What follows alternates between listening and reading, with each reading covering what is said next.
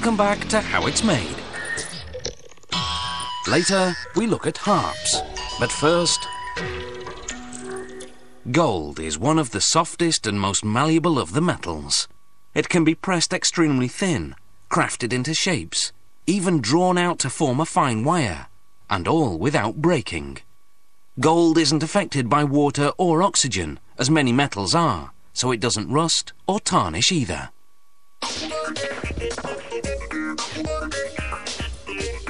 Most gold comes from lode deposits, also called vein deposits, concentrations of gold and other metals in the cracks of rocks. Lode deposits require hard rock mining, the process of removing gold-bearing rock, called ore, by drilling and blasting.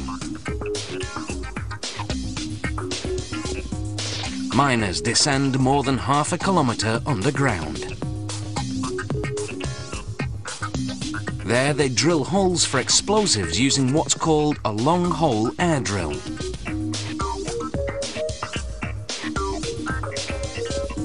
They drill in a specific pattern, set out in a plan prepared by the mine's engineers. The engineers know exactly where those veins of gold are, thanks to the mining company's geologists, who've studied the ore samples. The company collects these samples by drilling deep into the rock at 15-metre intervals. These diamond drill cores, as they're called, are up to 100 metres long and measure 3.5 centimetres in diameter. Gold in its natural state isn't pure. It's usually intertwined with silver or other metals. So the mined ore has to be processed afterward to isolate and extract the gold. A metric ton of ore yields only about 6.5 grams of gold. After blasting the rock apart with explosives, miners use what's called a muck machine to transfer the ore to cars headed to the main shaft and then above ground to the mill. There, a crusher reduces the large chunks into smaller rocks the size of gravel. A mill then pulverizes them to the texture of beach sand. The factory adds a water and cyanide solution. Then another mill grinds it further into a mud-like pulp. This pulp flows into large settling tanks.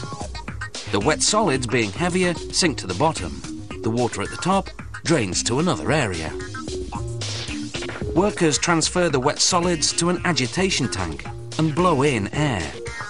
The oxygen sets off a chemical reaction between the cyanide and the gold trapped in the ore, triggering the gold to dissolve and leach into the surrounding water. Drum filters then separate the water from the solids. This water now joins the water that was separated earlier. Zinc powder is added to solidify the dissolved gold. To smelt into bars, a chemical cocktail needs to be prepared.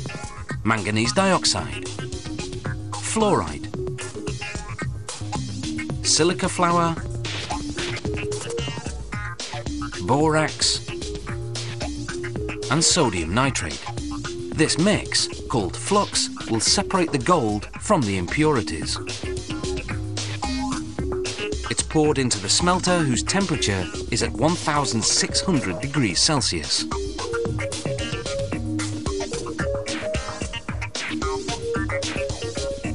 The smelter is rotated so that the contents heat evenly. Over 2.5 hours, the heavier gold eventually sinks to the bottom, while the impurities, called slag, float to the surface. The slag is poured out. A sample is taken to ensure it contains no gold. If it does, it goes back in until it's gold-free. By now, the gold has cooled slightly, so they reheat to 1,600 degrees Celsius, then cast it into bar-shaped moulds. The gold takes about 4 minutes to solidify, then another hour to cool completely in a basin of cold water. The gold bars are extracted from the moulds and cleaned of any slag residue. Gold bars are also called ingots. At this stage, the gold is 80% pure. The mint will then refine the gold to 99.9% purity, the international gold standard.